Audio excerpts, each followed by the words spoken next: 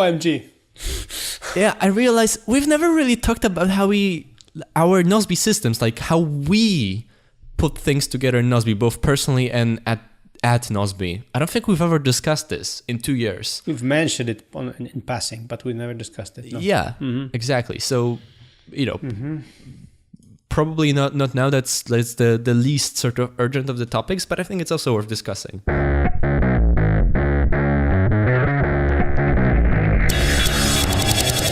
Hello, I'm Michael. I'm Radek. And this is The Podcast. A sounding board for interesting ideas and insights. We discuss books we read and want to share with you, as well as technology and productivity, which is what we do by day, working on our app, Nozbe. Or whatever else comes to mind. And now it's January, so everything that comes to mind are New Year's resolutions and hopes and dreams and crying over, how the past year was bad and the new one is going to be better, or it's going to be the Windows Vista of the years again, or whatever. So, yeah. Nice. Yeah, it's true. The first thing to note is that New Year's resolutions don't work. Yeah. But really thinking about the year, reviewing last year, and planning next year with doing it with a methodology that makes sense, making a plan that you follow, that you review every week during your weekly review. That does work. And we're not going to discuss that today. We're going to discuss our review of 2017 and our plans for 2018 in one of the next episodes, which is probably going to be posted on January the 30th. And why is that, Michael? Because we planned again our whole schedule of posting the episodes and recording of the episodes, and we will have a surprise for our listeners. Oh yeah, but for that you have to wait a little bit. But during our annual reviews, which I believe yours isn't finished yet, right? No, it's a work in progress right now. There is a mess on the whiteboard that you can see. I'm going to post this maybe on Instagram or something. The mess on the whiteboard, but yeah, I'm still working on it. Yeah, mine is finished. It's probably going to have some tweaks, the plan itself, but overall I'm done. But the thing is that during the process of thinking about what I want for next year, I saw new ideas, new insights that allowed me to make a good new plan, and I've made some changes to the whole process of how I review things. So we've decided that it's better if we first discuss, and that's probably going to take 3 episodes, our new ideas for how to plan the new year, and we want to share it with you, and then only then talk about our specifics, like what for us exactly happened last year and what we plan this year. Yeah, and what you see a messy whiteboard, because I was in the same process of seeing the improvements, seeing things I can do differently for this year. And while preparing for the webinar about New Year's resolutions, it's another idea that we had in Nozbe to just start a year with a good webinar. Unfortunately, if you're listening to this episode, the webinar is already it's already been passed, because it's going to happen tomorrow, and we're going to publish this probably on Thursday. So, but if we are going to publish this on Thursday, our dear Marcin, who is not happy that we will ask him to be stressed to post this very quickly, then you will be able to access the recording of the webinar if you take advantage of our special Nozbe promo. So there is the Nozbe Sponsor Corner. We will have a special Nozbe promo to help people really, start the day, with the tool. So if you go to Nozbe, see the promo, and you take advantage of the promo, you will get a recording of this webinar. So if you want that content, then great. But many of the things that I will have discussed in the webinar will be discussed here on the show as well, but over a period of several episodes. All right. So if you want to really think about this year, about how to make 2018 really, really good, I recommend that you listen to the episode we've recorded last year. We had really good summary of ideas of what is our process for reviewing the year. It's episode number 82, and the link will be in the show notes. And now I guess let's tune into our new ideas. To have more ideas and to actually rethink things, I decided to really listen to Essentialism again by Greg McKeown. So I'm really which time is that? Fourth time I'm reading this book. So I did it again. So because it was fourth time, I didn't have to pay so much attention. But it's funny how the fourth time you're listening a book, the things you discover new ideas. I mean, like this is completely a thing. You are discovering new ideas when you're listening again. That's the second thing. But I also wanted to review the book Deep Work and 4 Disciplines of Execution. But instead of listening to these books, I decided to listen to our past episodes about them.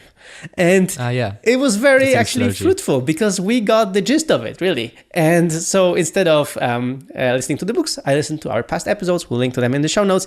So I'm really finding myself, re-listening to our past episodes because, these guys there like then were pretty smart about things. So it was good to listen to them.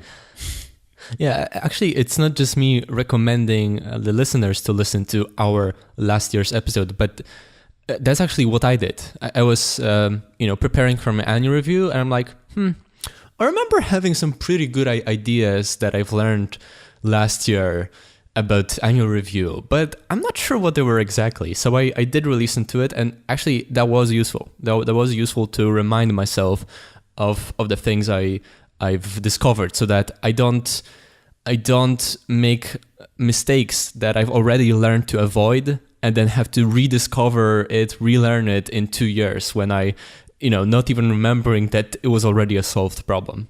Yep. So it's good that the podcast episodes live in forever. So you can really you can just scroll to the history of the podcast and just choose the episodes you want to listen to again. And I totally recommend it as well. Okay, let's dive with the topic of today. All right, the topic for today is about how you go around planning for certain goals you want to achieve, certain things you want to get done in the next year, but also how to think about as a goal for a year to improve on habits. Like this is actually the idea of New Year's resolutions, is that you decide to be better at X, which is a unstructured way of saying improve a habit, right? Or develop a habit or get rid of a bad habit. And for me, in 2017, there's many goals I've had, both in terms of things to do and things to improve on, so both sort of projects and habits that I've failed at least if you compare it to my plan, right? It didn't exactly match the plan. I did those things, but less of it. So for example, I didn't achieve my exercise goals. I didn't exercise as much. I wasn't as physically active in 2017 as I hoped, and not as much as I was in 2016. I didn't read as many books as I'd liked. I read 20 books, which is still well above average, but not 34, which I've read in 2016, right? At the same time, I had many projects. I wanted to do this, do that, etc. I didn't blog at all. I didn't post anything on my blog over the last year. There's a few things that I didn't do as well as I'd hoped. And my problem is that I'm fairly ambitious, so I set high goals and I push myself, and I often push myself a bit too hard. And the way it usually, what I noticed is that the way, the reason that I fail or feel like I'm failing, even though I'm fine, is because I get overwhelmed, in a sense that it's not that I couldn't achieve the things I set out to do. It's that I can only achieve them if they are sequential and not parallel. If I put too many things on me at the same time, that becomes a problem. And with sort of habits, continuous habits that I wanted to establish, continue with my diet, with exercise, with gym, with reading, with writing book notes, stuff like that, is that it's things that are to be kept up all at the same time. And it's not just I wanted to keep those habits, but I wanted to continuously improve of them, right? All the time. Like I treated them not as simple habits, nor as projects, but as sort of areas of life to be worked on continuously. And so every week during my week review, as I'd see how I did with this area, with this area, with this area, I'd feel bad about myself and I'd get overwhelmed because the total of those plus the projects that are ongoing is just a lot. It's a lot of information and I find that overwhelming. Okay? Yeah. So the thing is that I completed all my goals. Wow. No, just kidding. Of course not. Okay, I knew it. And again, and for this for very similar reason as you. I mean, of course, I'm fairly ambitious. I'm aiming high, but also now after this year, I've got a lot more insights as to why not. And as you said, the overwhelm was the major issue. So the parallel things, to have too many things in parallel. We always, say deep work, we say, this book, The One Thing, you should focus on the one thing, the one thing that would make everything else easier and necessary. Everything, exactly. Easier or unnecessary. And this is like this phrase is very powerful. It's a very powerful concept. And now I get it more. Like I didn't get it then, now I get it more. Or I did get it then, but not as much as now. And this also prompted me to also approach things differently, to approach in my projects and my goals differently. And whenever I see too many parallel things, I'm already getting scared because I already know that this is not going to happen. I don't know if you had that when you were doing your annual review, but I have this anxiousness. Like when I just start generating ideas next to each other, I'm like, ooh, this is going to be bad. This is not going to happen. Yeah, it's true. All right, so you have the context, but before I explain like what are the end result of my thinking is two observations that shaped it. So first observation is Duolingo. Okay. Yep. At some point, I decided. In fact, I didn't decide. It sort of happened that I started learning Spanish with Duolingo, and within 2 months, I finished the Duolingo course. And I can't say I know Spanish, but I can use it. I can chat with you on iMessage with Spanish. We chatted in Spanish during the pre-show, and it's sort of amazing because like if there was sort of a plan that I sort of put on the schedule and sort of decided that it's this whole big thing, I probably wouldn't do it. It's just that the 2 months with Duolingo wasn't a result of me planning it very carefully and making it a big deal. It was just it was just a thing that happened. Yeah, but it was like a daily habit. You were doing it like as a daily thing without thinking too much about it, and then it just happened. Yeah, but that's the point. I didn't push myself for it. I didn't plan to do it at all. You did push yourself though, because you really did lots of lessons in one day. I mean, you were pretty much overachiever anyway. I know, but the point is that you were hooked. The point is that it didn't take any effort. Like the point is that sometimes, not very often, but from time to time, I just hit on I stumble upon a project, the project. Sometimes I stumble upon something that just tickles my brain in such a way that I can't stop. Like most of it. Again, we've discussed this. It's amazing. Like sometimes I struggle to do very simple things, and sometimes it feels like I have superhuman powers. And I don't mean it in a way to brag. It's just that like it feels like.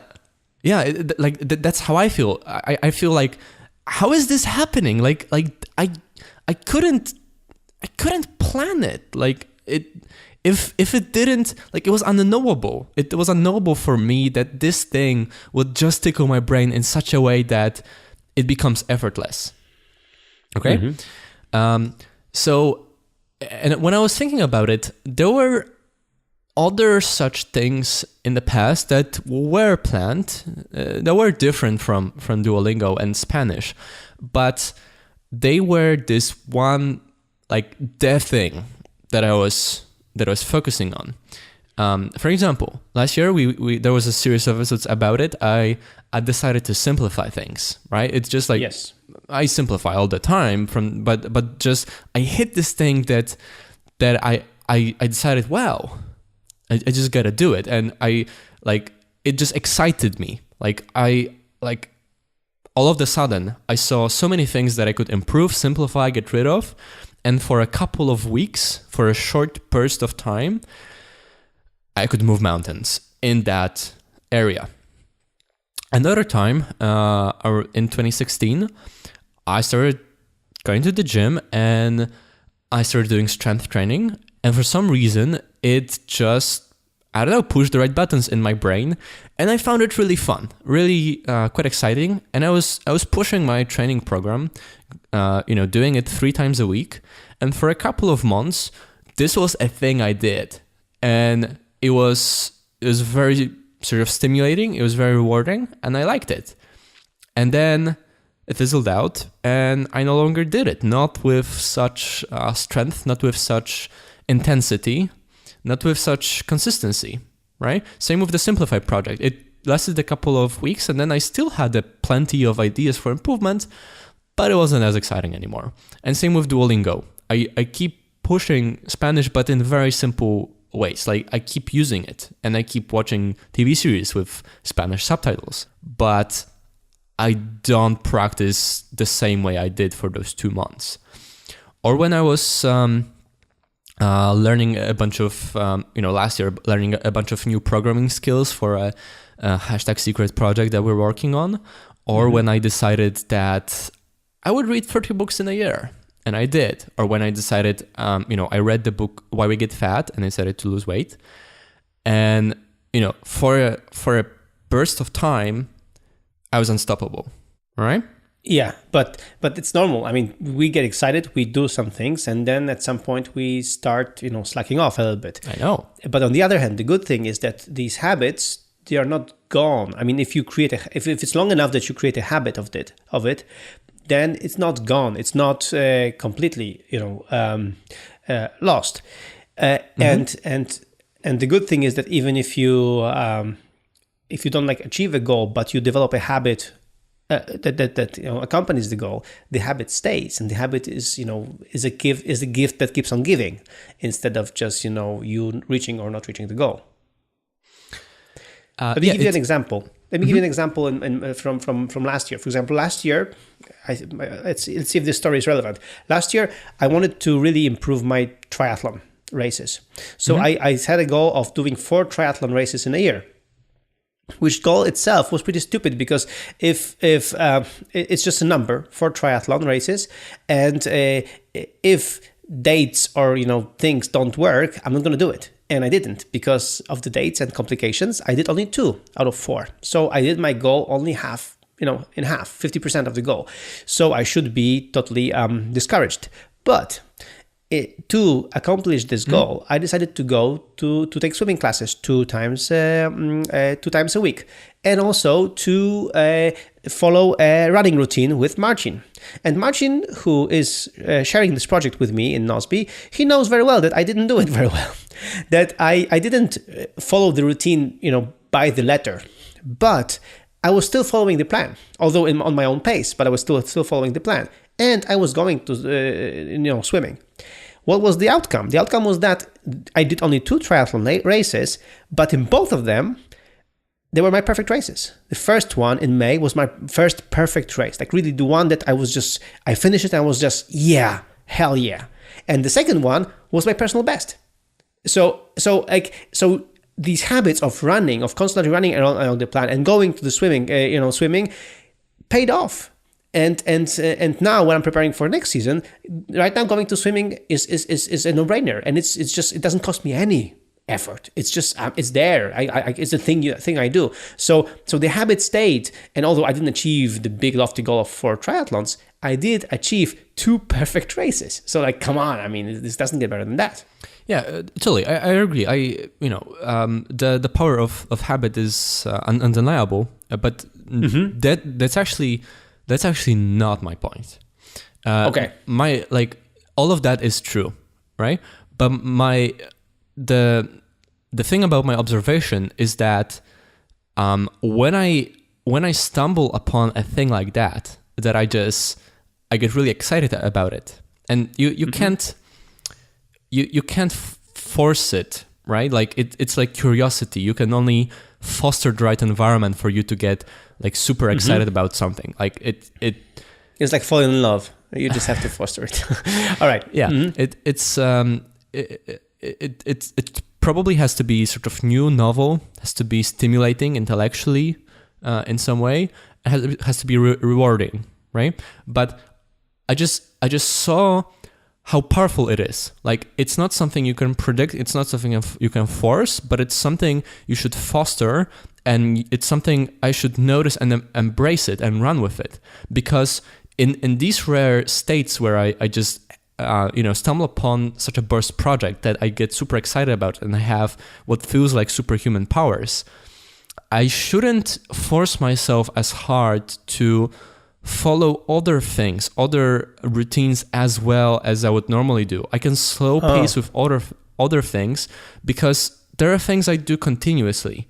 But this thing for which I have such an excitement, such a project, such power that will fizzle out, that might stay in some way, that might continue to be a habit, but it's not going to be like that, like not anymore. Right. And so I think that's something I didn't appreciate in the past, that I shouldn't kill the fun, right? When I see that, other things can wait a little bit, other things I can push aside, and it's not most important to stick to it. Like, sure, it's important to stick to it if it is important, and keep the habit if it matters to you, but it's most important if you come across a thing like that to maximize it, right? To take advantage of this weird unpredictable mental state where you have superhuman powers, and for as long as it lasts, just use it. Okay? Add fuel, exactly, right? So don't punish yourself for other things and for not following that. Just do little pushes if need be. Use structure to make it easier, but sort of, use the best for as long as it lasts. But here's another observation that is sort of contradictory, because when I saw this observation, I started thinking, maybe I've been thinking about goal setting a bit wrong. Maybe I shouldn't try to do as many things as sort of continuous areas of life that I work on all the time, but maybe I should sort of cut them to smaller pieces, to projects that it's not always going to be like with Duolingo. That's unpredictable, but I can foster an environment where I only focus on one thing, and for example, for 2-3 weeks I'm doing a lot of blogging, right? And maybe it will excite me, maybe not as much, but I just have one thing to focus on, and that's still better, and I'll let other things slide. But there's a small problem with that. I noticed that there's a few habits that are super important to me where this doesn't work. So for example, with books, with reading, listening to books, I noticed that I had, like, much of the reason of sort of my failure to read more than 20 books in a year had to do with the fact that I started reading a book and then I stopped in the middle for some reason that was reasonable. For example, I was doing travel, and during that travel I was spend a lot of time with other people, so I didn't have time for myself to listen to a book. That happens sometimes, right? But I had a half-finished book.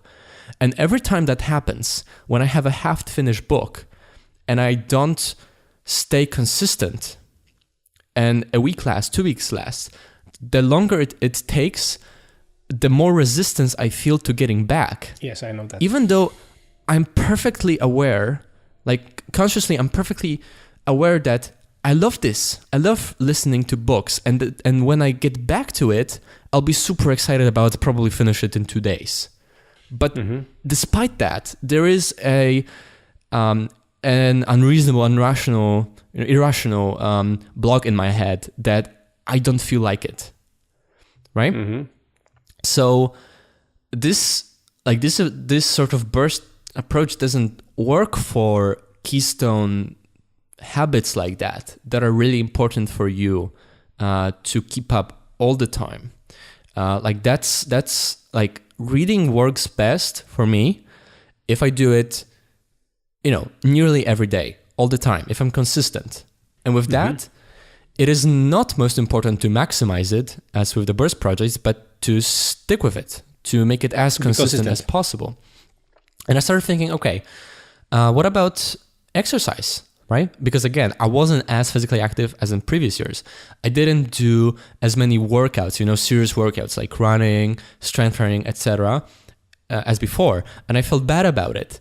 But the thing is that I did it so much before because that was strength training was a new thing for me. So of course for a few months I was like all about it, and then I was all over it, and I could never get back to it in the same way, right?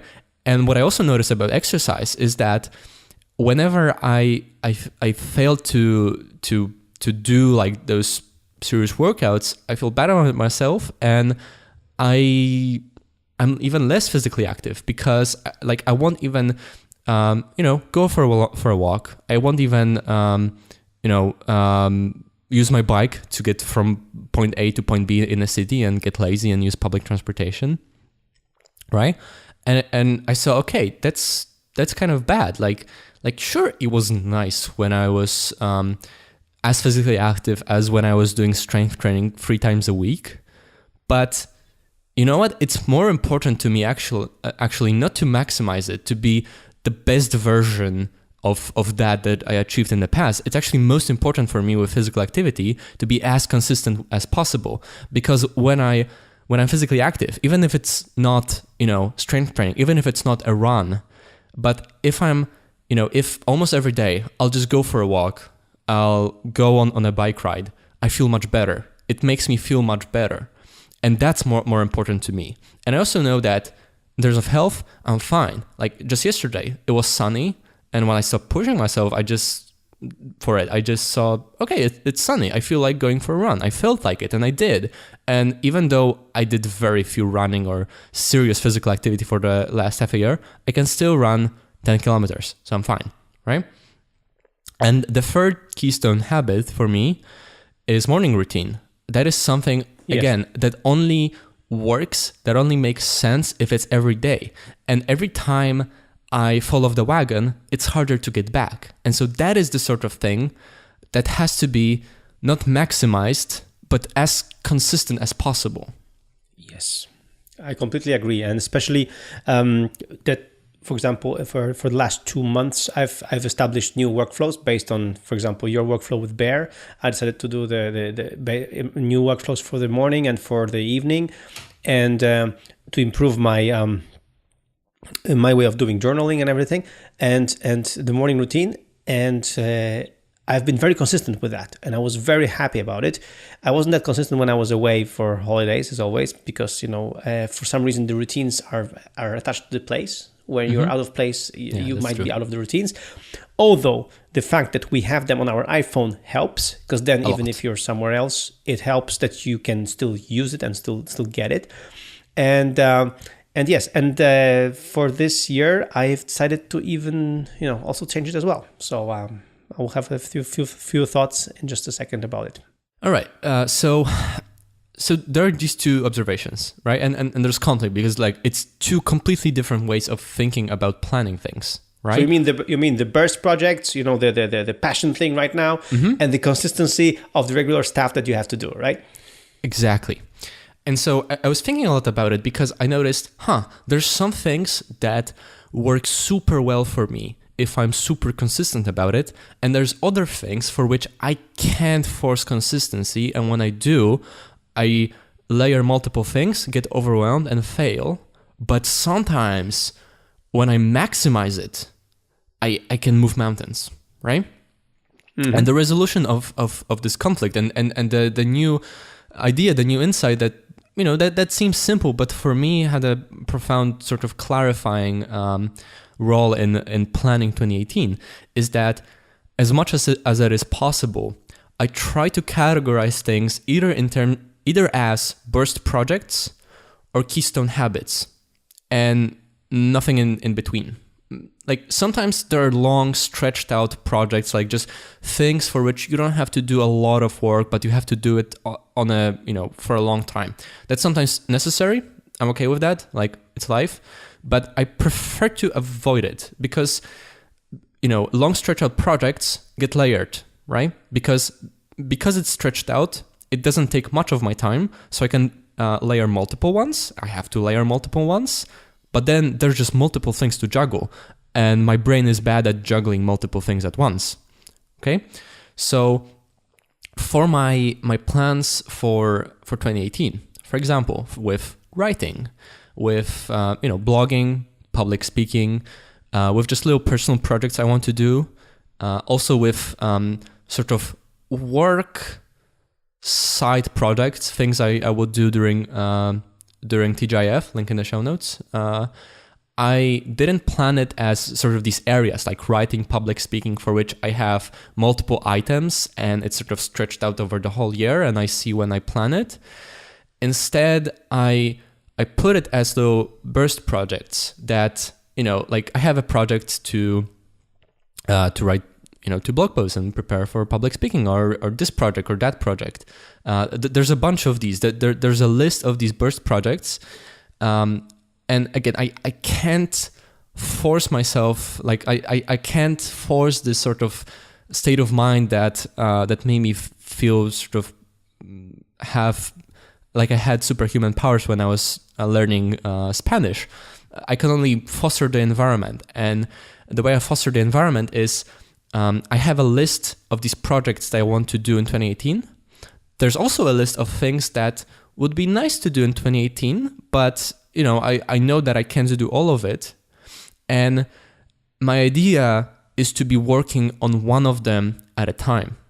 And when I'm done with one, I take another. And I some things that I really want to achieve, I sometimes have to say, okay, man, it's time to do this. But other things, the timing, the exact timing is not that important. So I would pick the next project, and just one project, just one sort of after work project based on what excites me the most at the moment. So not plan it as a long stretched out thing, but here's a list of burst projects. Pick one, just one that excites you the most. Okay? And then just 3 keystone habits, things that I feel like I need to work on still continuously, that are not sort of fixed. And that's physical activity, reading, and morning routine. And for them, I picked a different approach from before, because before I tried to push myself, harder and harder and harder. But I realized that right now, for those 3 things, it's more important for me to be super consistent than to maximize it. And I think that if I think of it this way, it might actually help me to get much better at it, because once you get super consistent about a habit, it becomes fixed. And if it becomes fixed, it's easier to then focus on making it better, right? I will read more books if I don't push myself to finally finish that book note that I procrastinate on. Whatever. It's nice that I did it as much, but I'll try to do it still, but as simple as possible. Okay, those 3 keystone habits, it's important to make them stick. So simplify them, push myself less, but use structure to make them super consistent. What do you think? Yeah. So I totally agree, because for me that was my problem last year, that in Nozbe I wear too many hats. I am the CEO, I am the chief of marketing, I am many people, and because of that I had many goals or projects like parallel, right, happening in the same time.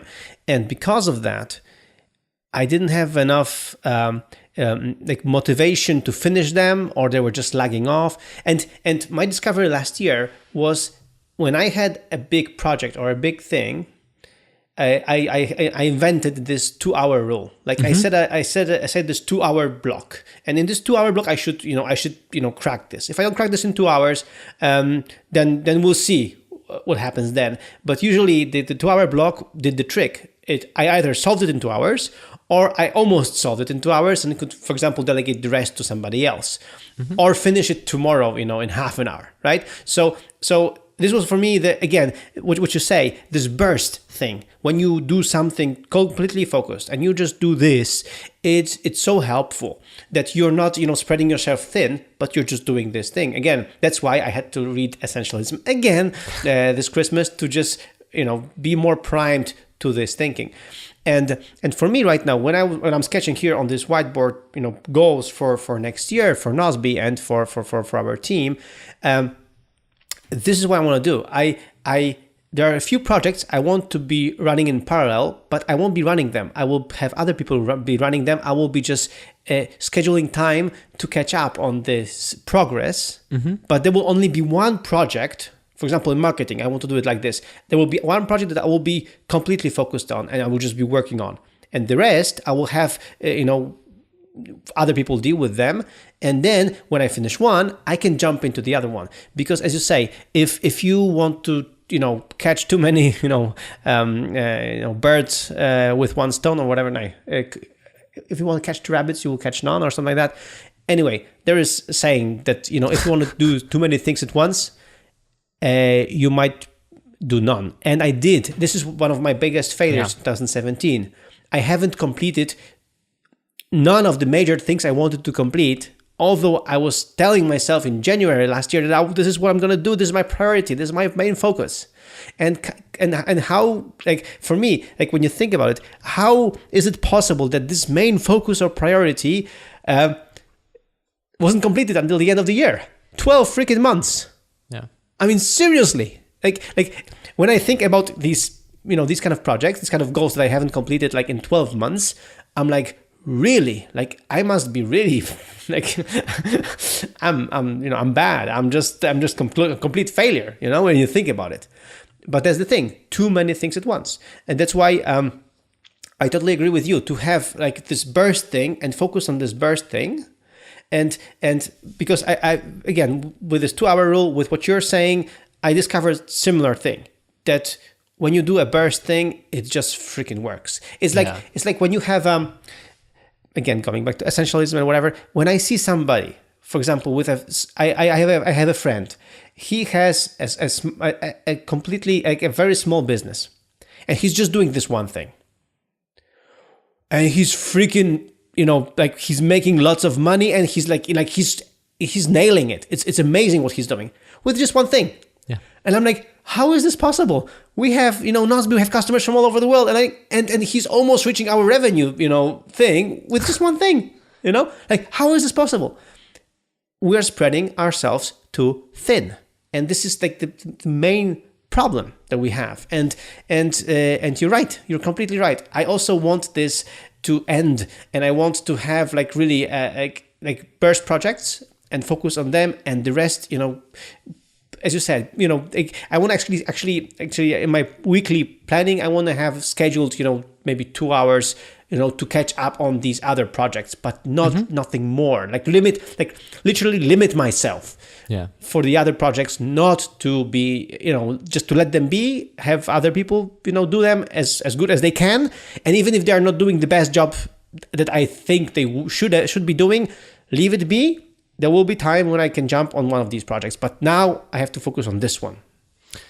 Yeah, that's the thing. We are capable of a lot, all of us, but sequentially, not in parallel, right? Yeah, and completely. I know I'm sort of repeating myself, but to me, even though it seems sort of obvious in retrospect and it seems so simple, to me it was sort of profound because it's completely different to the way I was planning things before, right? This to notice that to discern the distinction between things that are better one small step at a time over a long period, which is habits. And there's only a few things like that, like for me in my life, that just don't stick such that I, 100% such that I have to think about them, but that have to be continuous. Most things are either this one thing now or they can wait. And then at some point in the future, there will be the one thing,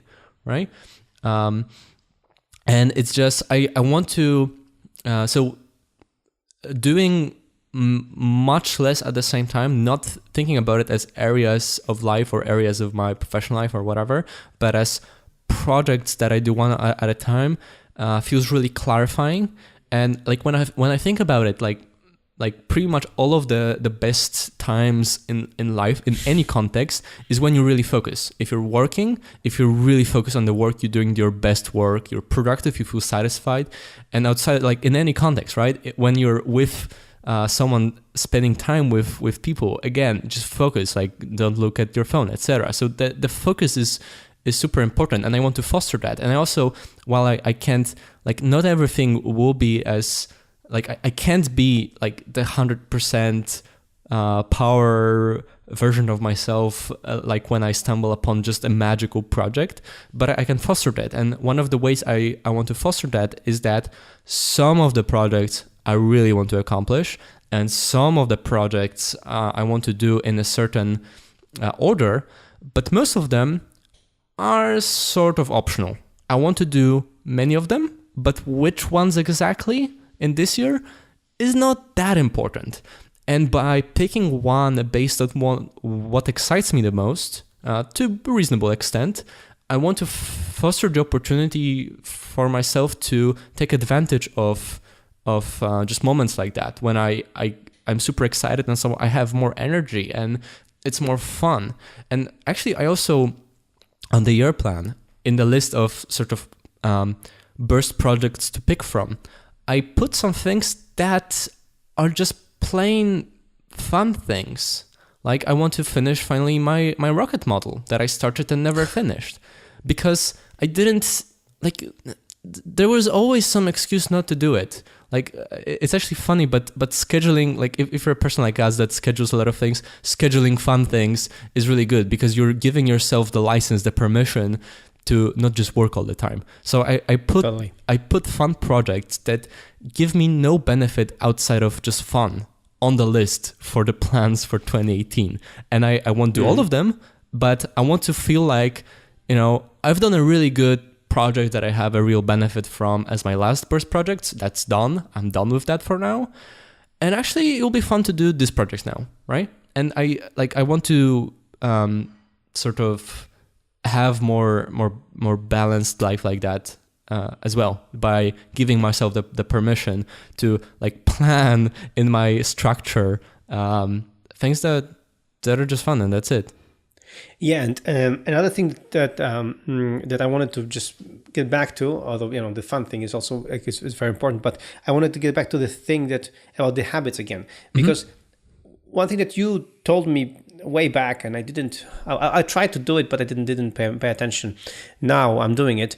Is like I used to put habits in Nozbe, for example, as a repeating tasks and things like that. I used to do that, and it worked for me to start with the habits, and I really appreciate that, and it was fun, and it was good, and I'm still advocating for that, for people to start. But now I'm at this point. I want to have really tasks in Nozbe, the important stuff in Nozbe.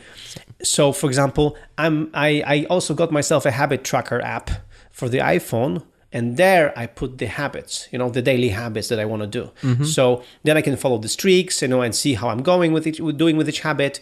And then there are a few habits that I have totally ingrained right now, like the journaling thing and the morning routine, more or less. But for example, there are habits that I still want to catch up on, and so I decided to totally remove the habits from Nozbe Just this way, I don't have that many tasks in priority section in Nozbe because the habits are gone and they're not cluttering, the important tasks. And then I have the habits in a separate app. And it's nice because, like, for example, in the morning, when I start my morning routine, I do the routine and then I just go to the habit tracker, like mark these things as done, and I'm still not in Nozbe yet. I'm in a different app to put the habits there. So, and then I see all the rest of the habits for the rest of the day that I have to finish at some point. So, for example, I've also scheduled running and swimming and these things also in this habit tracker. So, for example, every Monday I'm going for a swim. So every Monday it shows up as a swim, and it's my weekly habit. So I just want to take it as done. So it's, for me, this separation seems to be helpful. I'll see how this goes, but because you've been using a habit tracker before, that's why I decided, let's do that. Because my priority for this year also is to have less tasks in priority section in Nozbe. Oh, yeah. Is to really use it correctly and not to be overwhelmed always and always see 60, 40 or 30 priority tasks in the beginning of the day or in the end of the day, if it's even worse. So I don't want that. I want to have I want to make priority my priority, really, and everything else, I can manage it differently. That's why like this kind of distinction, to have projects and burst projects, what we just discussed today in Nozbe, but then habits, move them away to a habit tracker app. Yeah, we'll probably get back in a couple of weeks to discussing how our Nozbe systems are actually structured, because we've realized we've never truly talked about it. And also, I think probably in February, we'll get back to talking about iOS, because I also wanted to mention habit tracking apps and sort of related ideas. All right. For now, I hope that was half as useful for others as it was for me. Because for me, that was really clarifying this very simple idea, this very simple distinction. No, thanks for bringing that up, because for me, actually, it helps me when I'm still halfway through my yearly review and yearly planning. So thanks.